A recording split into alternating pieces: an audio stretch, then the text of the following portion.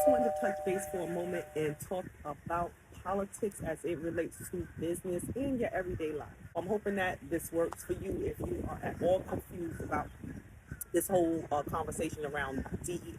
And as I'm speaking with people about it, they're talking about it and they're letting me know that this is what they think about it, this is what they heard. But then when I ask them, okay, well, how do you feel about that? They're like, I'm still a little bit confused. Like, what are we even talking about right now? So I just wanted to break it down a little bit. People say that I break it down well, so I'm hoping that this works for you if you are at all confused about this whole conversation around DEI, diversity, equity, and inclusion. Okay, so first off, let's just start with what is it? What is this Office of Diversity, Equity, and Inclusion? Who does it, govern? Like, what authority does it have? Do we even care?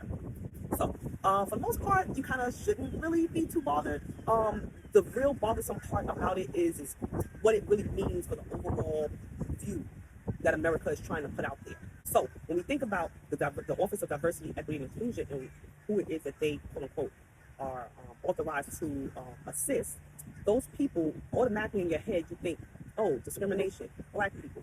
But no, it's really not. The Office of Diversity, Equity, and Inclusion, they help anybody that is part of a marginalized group. Doesn't even have anything to do with color at all. It could be ageism. It does, let me go back. It does govern all of the equal opportunity and affirmative action type things that go with employment. It does do that. So it affects all the different aspects of our everyday life as we, seek to find jobs and different opportunities for advancement. It does do that. I'm not saying that this policy is not going to be intrusive. I'm not saying that it's not going to hurt people, especially people of color. But what I am going to end up saying towards the end is why you not really be bothered by this. So when you think about it, like I said, it has nothing to do with just like discrimination against black people. No, it has to do with discrimination against marginalized people. And those people could be from anywhere. When they start talking about exactly who this profile belongs to, they're talking about people who are Pacific Islanders, Hawaiian individuals, women, because it says, like, people who can get pregnant. They talk about can't discriminate based on gender or sexual orientation. So it's not as though they're specifically talking to black people when they're saying diversity, equity, and inclusion. They have like a profile in mind, and it's not only black people. So now when you start to think about the rollback in the advancements that have been made in civil rights, you're talking about DEI. You're talking about getting rid of the advancements that were made from the civil rights movement. So if you get rid of the advancements from the civil rights movement, then where does that technically put you? I think somewhere around Jim Crow. So if you really, just peel back the layers, basically what we're being told is that we would like for things to go back to Jim Crow, where you did not have protection under the law when it comes to being discriminated against. I don't really know any other way to say it besides that. So we want to talk about how it affects blacks, right? But in the big picture, let's not start with black people, because as I said, we want to try to look at who does it affect, right? So of course the first thought is okay, well, how does it affect black people? But I don't want to start there, because it's diversity, equity, and inclusion, and it's for marginalized people. That means even people who are elderly. It has absolutely nothing to do with just having this spotlight on, black people or black situations. It's not that. So when you think about it, you'll say to yourself, okay, who is this affecting and how are they being affected? So I want to talk about how does this affect our Caucasian brothers and sisters. At the end of the day, this should essentially lead, this is my interpretation of it, this should essentially lead us to numerous large lawsuits. Yeah, essentially, that's what this is leading us to. This is leading to reparations for our brothers and sisters from that side. Essentially, it opens the door for class action lawsuits. So now what they're saying, when he's talking to you and he's saying that he is going to allow people to do this thing retroactively. He's going to allow you to, if at any point in the past you feel as though you have been discriminated against, meaning like you were trying to get into Harvard and there's a certain amount of spaces for your graduating class to get into that freshman year of Harvard, and Harvard, Yale, those Ivy League schools, if you don't get in freshman year, you're not getting in later on for the most part, as far as I've been told, when I've actually called to try to find out what their procedures and processes are, just because I don't even know why. But anywho, I went to the University of South Florida. It's neither here nor there. It's just a piece of paper, and it helps you to do something sometimes, maybe. So when you think about who this is affecting, and you hear them say you can retroactively put in a lawsuit against companies that discriminated against you, they're not talking about the marginalized people. They're talking about our brothers and sisters, our Caucasian brothers and sisters. That maybe you were trying to get into Harvard, and there was a certain amount of spots, and you didn't get a spot because diversity, equity, and inclusion said that equal opportunity laws mandate that you have to have a certain level, a certain statistical amount of marginalized people in your company in order for you not to be, out of compliance with diversity, equity, and inclusion. So if you can prove, that somebody took something away from you because they were trying to fulfill the DEI mandate, which is those equal employment spots, those affirmative action spots, what are we going to say? That is going to be the new law. Is that retroactively, if you feel as though you have been discriminated against because of DEI, you have the right to sue that company. That's essentially how you have to dissect this in order for you to understand what he's saying. Like, he's saying a lot in like that little 2-minute, snippet. And I think it's ingenious that, he's like releasing his policy, agenda via shorts on YouTube. Amazing. But so now, okay, let's circle back and let's see, how does his proposed plan with this DEI situation, how does that affect marginalized people? How does it affect Black people? So what I want you to think is that when they start to speak on, this is for everyone in this DEI category, that now we're going to take all that away. We're going to make it a fair playing ground for everyone. Everyone. So it becomes hard to differentiate if something is happening to you because of race, if there's no more statistics being taken on how many Black people work here. There's no more statistics being taken on how many Pacific Islanders work here. So then you have the situation of, how do you say anything about race if there's no longer anyone being a watchdog over the different things that we know are still prevalent in society today? They're trying to minimize that list because they're going to take away all these definitions, all these criteria, all these spaces. They want to get rid of that. And the alternative is that if anyone, whether a private company, government-funded company, whoever they are, if anyone decides that they want to be a smart aleck and they want to start using language that has to do with diversity, equity, and inclusion, then the Department of Justice has been activated in order to take a stance. So these new laws are going to basically like replace and repeal the laws that are already there, right? Those laws that are already there are for those marginalized people. So who are these new laws there for? And I'm not even saying it in an angry way. I'm not angry. And I'm going to get to why I'm not angry and why I'm talking about it as in business, because this is not checkers, this is chess. No one's giving me your feedback just because you weren't paying attention. No one's doing it. So this does affect progress, especially of Black people, not because DEI is only focused on African Americans, but because all of the other people who are in this group, maybe kind of sort of they needed some help. In the bigger picture, they really didn't need that help. They kept getting included over time because everyone became a champion of their group's rights. And somehow or another, everybody started getting put right into diversity, equity, and inclusion, whether they really had those systemic issues or not. How many times have you seen a Pacific Islander, like, in an impoverished, like, how many of them do you see in the projects? How many of them do you see in the hood? How many of them do you even see in public school? How many of these different ethnic groups do you see in places where you see a majority of people of color? When you see a majority of people of color, that's what you see, people of color. When you go to Brooklyn and you're in the projects, you see people of color.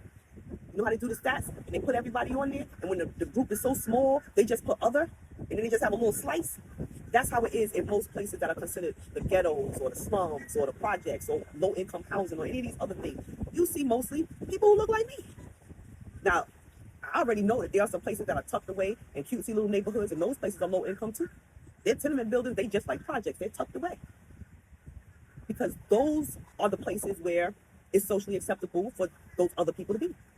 Let's dissect that a little bit. Why does the policy that's supposed to protect all of us affect us differently once it's taken away? So one more time, people have ended up in that group for different reasons.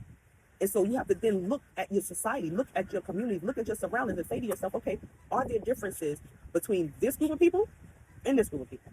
And you have to do it on your own, because remember, we're getting rid of all of the statistics, all of the different workings of the department that handles diversity, equity, and inclusion. In a minute, this conversation is not going to be allowed. Like, this is going to be an algorithm situation where you're not going to be able to have this conversation. Because whether you are private or government funded, they don't want none of that. So just remember, like, all of these people who are in that group, once they come out of that group, they have their own characteristics. Let's talk about LGBTQ community. Are you crazy? Do you think just because you get rid of the DEI, do you think somebody can bother them? They have their own communities. They have complete unity. Even when they don't agree, they still have unity. They're voting in their best interest. They're not playing. if they have to write some symbols on money so that everybody's hand who that money touches knows which community it came from, that's what they're going to do. Because they're unified. Like, they know how to talk to each other. They know how to get stuff done. And I applaud them for that. That's wonderful. We need to stop getting mad at people who are getting the darn thing done. Why are you mad at Asian people for being in your community and selling you things and then not wanting to buy anything from you? How are they going to keep the money in their community if they then buy from you that doesn't look like them and don't live in their community? Just because you're doing it, something that is counterproductive and self-destructive, just because you're doing it, you want everybody to do it? Well, they don't want to do it.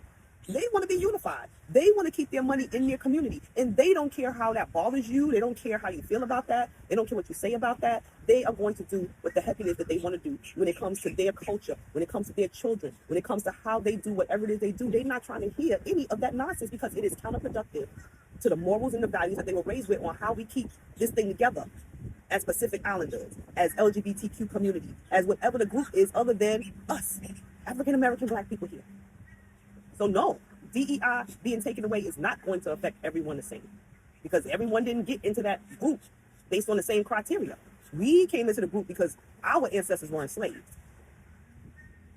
And when we went into that group, it really didn't change much in our mindset. It didn't change anything about our behavior. What it did was it fostered this thought pattern that inclusion is better than having our own. Like it like reiterated that, hey, if you just assimilate, if you just go out there and get that degree, if you just do, the procedure of what needs to be done, then you will be successful. You'll make your family proud. You can take care of those in your family who don't have it. And on and on and on and on. That's how you become a dating victim. But it's just that this is real life. Like, you can't just sit around acting like there's not predators out there. And you can't just sit around like we're all on the same playing field. Those are two sides of an extreme. Like, no, everyone is not just flipping friend, and no, everyone is not going to be willing to just give up their position so that you can have a seat at the table. This doesn't work that way. So, what some people have asked me, okay, now we discussed what it is. We discussed how it affects Caucasian people and how it affects the people who are now going to no longer have that DEI protection. Now let's talk a little bit about, because this is what my aunt asked me. She was like, so what? We just don't have a leg to stand on? She was like, well, what the Democrats gonna do? What you think they're gonna do? You put it in the chat. I don't think they're gonna do anything. They two birds. They one bird with two wings. That's it. One wing is a Democrat, one wing is a Republican, and both of them wings are flapping that bird in the same picket direction. That's how that goes. That's why she came out afterwards, after hyping everybody up, that it's the end of the world. Ain't nothing gonna never be the same. Then she comes back afterwards and delivers a speech of, it's okay. We woke up this morning, it's fine. Why? Because their self-interests are aligned. Do we have any help? Actually, do we have any help from either side, right? And so, to me, it's not about having any help from anyone. Have you seen the movie The Matrix? I don't know all the different about it, but in that movie, it was like, you could take this pill and you could go back to sleep, or you could take this one, you could wake all the way up. Just remember, once you wake up, you can't go back to sleep. You gotta stay there. You gotta stay woke. And so that's kind of like the situation right now, as people ask that question on, like, is there any help from the Democrats? What were they doing for you before? That made you think they were help you? Because they sent Kamala out to the front line, or because Obama was there, or was it Bill Clinton? Like, which one of them really made you think that now that Trump is proposing some stuff that's scary as heck, that somebody on that side is going to come and do something to help us? That's interesting. It's kind of like the arguments I was having during COVID about this life-saving vaccine that they're actually still taking statistics on, because that's what that was. That was a testing. And that's fine. You don't get mad. I don't want anybody arguing. And I was talking with my aunt and her friend on the phone, and it turned into a whole big thing. I'm like, no, we don't want to argue. We want to give people things to think about so they can go and do their own research. Because a lot of this stuff is not hidden. It's right there in plain view. It's like, people are saying, like, most things are like right there in plain view, but it's like you just don't want to believe it. It's like you're so invested, and it's like you're so invested in, like, what your mother told you and what your grandparents told you about, if you just do it this way, and the Democrats this and the that, and we just don't want to believe that we've been duped or used or fooled, but you have. Before they give you something, they already calculated the cost. So that means that if I'm coming out, I'm going to the churches, I'm going to say to myself, okay, how many constituents am I going to be able to sway by making these visits? Not, I really want to get involved in their everyday life. That's not how they're thinking. They're not thinking that they want to do something to help you. No, they want to get into office so that they can then figure out how to do the things that suit their best interest, not yours. Their best interest. And it's like we have to grab hold to that. Like, are we going to be woke? Or are we going to be sleep? So this administration is saying they want you to be sleep. Like sleep. No more woke. But if they're all in alignment, which is one thing I love about Republicans, they stay in alignment. They can have all types of internal bickering all day long, but they're going to stay in alignment. So just like he said, it's not going to be long. It's going to be swift. And who can we be mad at? Why are you waiting for someone who has never proven to you? Oh, I'm sorry. Because I still remember when I was younger and I was watching Clinton and he was playing a saxophone on Arsenio Hall, and we were thinking like, oh, he come to the barbecue. Ain't that what we always say? Oh, they got invited to the barbecue. Well, just know that because of his policies, Bill Clinton, right? You can go and look this up. I put some little notes somewhere down under the script in the description. Go look it up. He sent your father's jobs overseas. There was like this portal, I forgot the name of it, it's been so long, but it was a portal where you can go and like fill out essay questions in order to get scholarship. I'm sure it's still there. And you can fill out essay questions in order to try to compete to get scholarships for college. And so I remember that. It was a question, and I was wondering to myself, what the heck are they talking about? But NAFTA sent your parents' jobs, especially black men, sent those jobs overseas. That was Clinton. Because we're so focused on inclusion. We're so focused on being accepted. We more happy that he came to the barbecue. We're not focusing on what he's doing in the White House. Same thing with Kamala. Oh, everybody's so excited over the visual of being accepted, the visual of inclusion versus actual inclusion. Do you know anyone who's ever had to go to the EEOC to get some help? Did that work out well for them as a black person? Like, there's all these different places that are supposed to be able to monitor and govern and help, but yet we still have some of the most outrageous, disgusting things happening to us on a regular basis, and then boom, it's on the international stage, and they looking at us like, didn't realize y'all situation was still that bad. But it is. All these years later, it is still bad. Why did you think that they were supposed to be the ones to come and do something to help you? And why did you think they were the solution in the first place? Why are you looking for someone else to be a solution at this point in the game? Like, you'll spend all day looking for the solution in everybody else, while they're looking at you and making so much money, hand over foot, off of every flipping thing you do. They don't mind giving you money because they know they're going to get it right back. And then we get mad because they're calling it like they see it. We want to get mad. But how much time do we spend on things that will benefit us? And then when we do have some people who are an example of those things that benefit us, they bougie. Oh, her man being nice to her, he a simp. Like, we demonize everything that everyone else upholds as a moral value, a cultural norm. We demonize those things. You study too much. You speak too proper. Now you cornball. Why? That's the same person who you're gonna be reaching out to for a loan when you get older, or asking for a job when you get older, because they're doing what they're supposed to do. But you want to demonize them, tell them they're cornball. Your neighborhood, that same neighborhood that you don't want to live in, because someone told you that the name of the neighborhood is the hood or the ghetto or the projects. That same piece of property, in a couple of years, after your presence of being in that situation, in that location, after your presence starts to create industry, after your presence starts to create motion, as they call it, and gives it a vibe, after you do all of that, that same place that you didn't want to live, where grandma left you a house that she been sitting on for 20 years because she want to keep something in the family that y'all can have, that you own, where your family can always come back to, maybe y'all can make some money off of it, split it up, all those things. You didn't want it. You let it go for taxes. You didn't even reach out to anyone until after you lost it. You didn't want nobody in your business. They talk to each other all day. They have networking events all week long, just talking to each other like, how do we get a solution for this? That's all they do all week long. Creative solutions as a unit. But you'll sit there until you lose the house, like literally lose the house. And then you reach out because you want somebody to help you, to save you, to give you the solution. And that has become our culture. That's become our norm, our value. So I'll leave you with this. DEI is not going to be the end of the world for black people. Is it going to hurt black people? Mm-hmm. I'm pretty sure of it. I'm pretty sure that we are about to, especially if it gets another time, we will be rolling ourselves back to Jim Crow.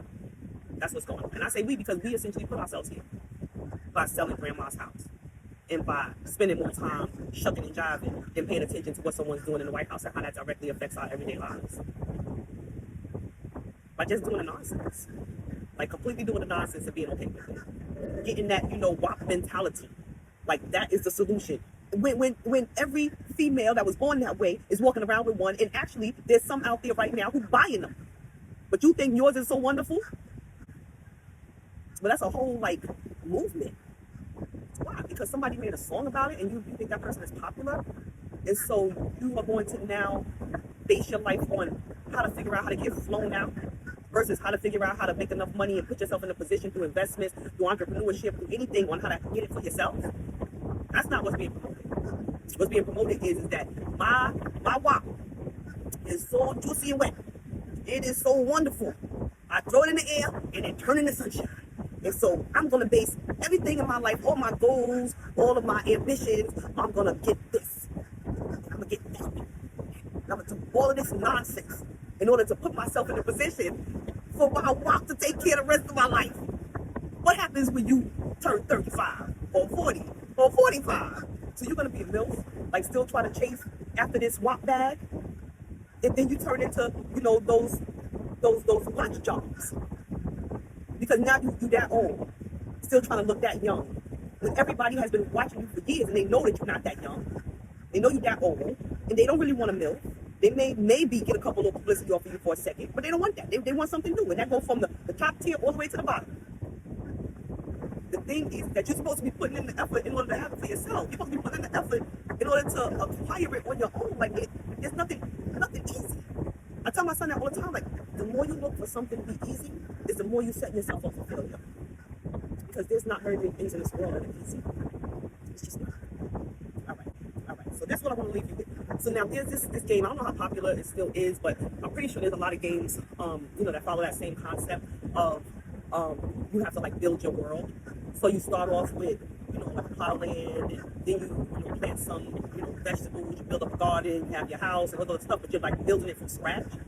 And so I'm a therapist, and in addition to being a business coach, and I have had clients who use that game as a coping mechanism.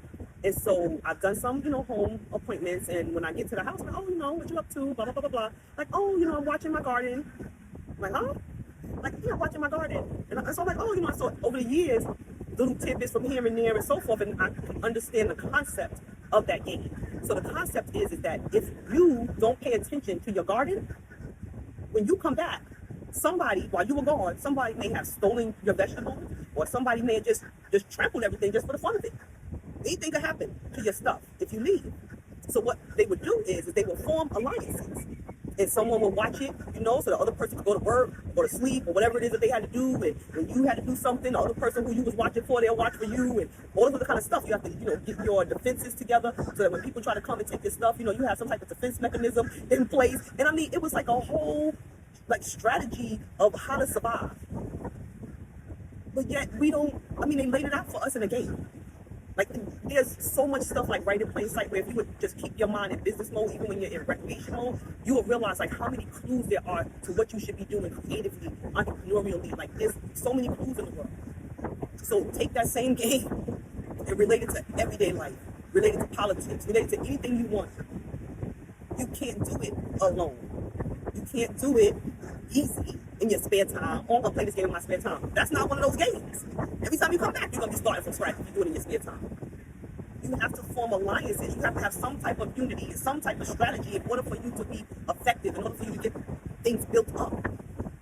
And so, in regular life, if those people who are part of that DEI, if most of them, you can go on Google and you can research their cultural values, their norms, the behaviors that are most likely to be seen in this group of people, and everybody is moving, everybody's shaking, regardless of the hurdles. And you sit there and you say, well, my situation's not the same. Oh, I have this issue, I have that issue, da da da da da. Well, where's the unity?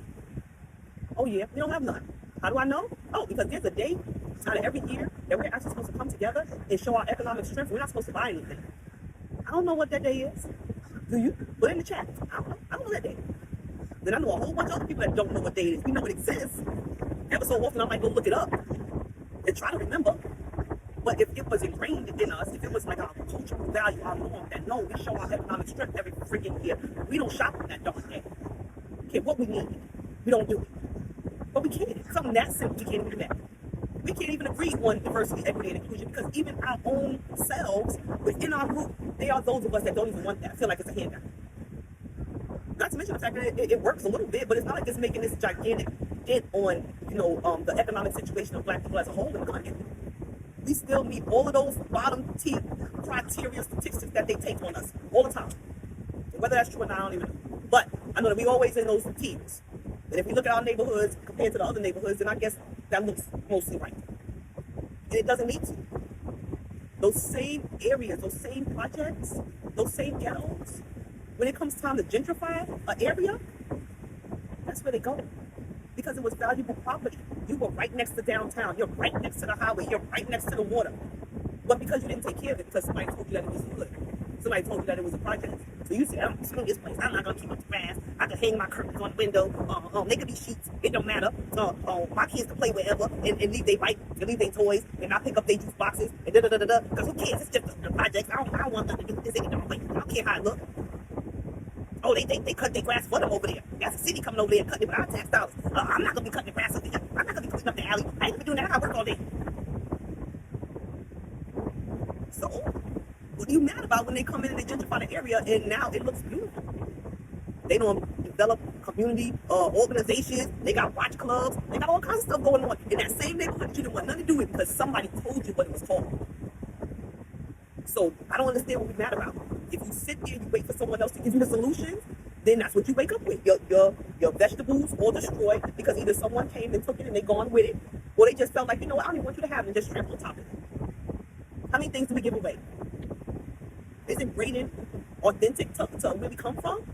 We get everybody graded. Why? Why is that? I don't know how to make authentic Asian food. And I'm pretty sure most people are not going to try to teach me. They don't even sell me authentic Asian food. So, I say all that to say, diversity, equity, and inclusion, although it was a wonderful idea, it has not really led to the economic advancements that you would think would come from a group of people who are monetized, like scrutinized for their creative abilities and the influence that their creativity has on fashion, music, cuisine, everything. You would think that by now, those people would be way further ahead. But as I said, there's always a plan in play.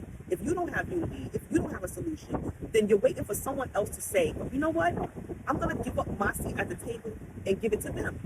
And unfortunately, I would love to say that I've encountered that someone wanted to just do that. I can see someone saying, hey, come have a seat at the table alongside me. But them coming along and saying like, oh yeah, just take my seat. No. I don't remember ever seeing that happen in any government society, nowhere, no. Power is not just handed over. Barely do people want to transfer it to their kids. Look at Shaka Zulu. Like, ain't nobody coming after me. So the thing is that as long as we sit and we waiting for someone else to come and be a solution person, then we're never going to have any vegetables. We can't get mad at people because they're doing us dirty if we don't have any unity, if we don't have any type of a plan. We don't have nothing strategic going on. You want them to respect us? How's somebody going to respect you? You don't even respect yourself. I feel like I respect myself, but they don't care. I'm in a group with everybody else. So even though I talk about it in a third person type of manner, trust and believe, I have sons and a husband. So I understand how it feels to know that there are laws and things that are being put in place that are going to really disproportionately affect black men. When they wrong, they make movies. And I always wonder about that. Like, we make a horror movie, capturing, almost glorifying every detail of how brilliant they were to become that serial killer. But now, let's flip that. When it's you thrown under the jail by your own people. They don't have no mercy, no leniency. They ain't thinking of nothing except punishing you to death. They hurt you. They hurt you. And that's what Trump got on. He's saying that, you got drug offenses, you don't get the death penalty anyway. So it's like, you don't watch your garden. You don't even only mess it up for yourself. Maybe you expose the whole neighborhood that people aren't watching it. Next thing you know, everybody's vegetables is messed up because of you. Not having no unity with no one else. Not wanting nobody in your business. Not wanting to collaborate. Not wanting to see somebody get one donut more than you do before you want to pull them back down the barrel. I got a whole soapbox of list of stuff that I can talk about when it comes to trying to collaborate and work together as black people. It ain't easy. It ain't easy. So, I hope that everyone has learned something. I hope that you share this. Don't forget to hit the like, the subscribe, all that good stuff. I'm always talking about business. I'm so busy. I just rarely have time to do these vlogs, and it's just like I listen to people and they're like, oh, you gotta, schedule it, make things a priority and da da da da. And I have lessened my load a lot, but because I have a lot of goals and a lot of things that I want to accomplish, I'm always trying to find things. I wanted to make myself better. So, no, I'd rather do that for a paid customer now, because I realize that there's a lot of people giving out information and very little people listen. But the information is right there. Everything is right in plain sight. Like, everything is right in plain sight. And it's like we just don't want to take the time to look at it. We don't want to take the time to listen. But once I saw that the DEI situation and everyone kept telling me they're confused, and I'm explaining it to them, and they're like, oh God, you laid that out so plain, but that's horrible. I'm like, no, it's really not horrible. Because now, the other generation, they have a chance to do everything that they said that they would do. Remember? Y'all young people, everybody like 30 and under, y'all talk about it wouldn't be me. Okay, it's about to be you. What you gonna do? Like, y'all shop online now. It's easy to open up a black business. It's easy to support black. There's still opportunities for you to build up the community, for you to build up this here new generation. I'm almost 50. So I'm trying my best to disseminate information, let you know what's going on. But it's not my fight. It's 30 and under fight. I'm here to support you. People in my age group, we need to be on GoFundMe and doing how they do. No, we just get mad. But anyone who knows me, they know that I do my best to support black business. I try my best. But the thing is that it can't be like that. Like I even tell people, like, it just can't be like that. I'm just buying it just because I'm supporting. I really just want to buy stuff that I know that I'm going to use and I need. And that's the only way that I'm really going to become a repeat customer. It'd be, if I'm part of your target market to begin with. Otherwise, I'm literally just showing some support. It's just like a one-time thing, something that won't sustain your endeavors. So we have to figure it out. Like, we really, really, really have to figure it out. And if we don't figure it out, if young people don't ask our generation, if they don't listen to our generation, those of us that are trying to tell them, we're just going to keep repeating the same cycle over and over and over again. So think about that. How are you part of the solution? Or are you just sitting here waiting for somebody else to tend to your garden because you had to take a nap? Anywho, thank you so much for joining me, Jan Harp, on whichever social media platform you are watching. I greatly appreciate you, and I really, really hope that you will take some time and you will research. You'll research all these different policies that are coming out. You'll look at how these things, that you will really look at how these things are going to affect you. Check out the rest of my page where you can learn more about marketing. If you are in a real life situation and you feel as though you need a therapist, I'm going to help you through some traumatic situations to help you with your professional development. If you need a business coach to help you with your marketing and help you to strategize so that your business can pivot and remain profitable, then definitely reach out. All the information will be below. Have a great and wonderful rest of the day.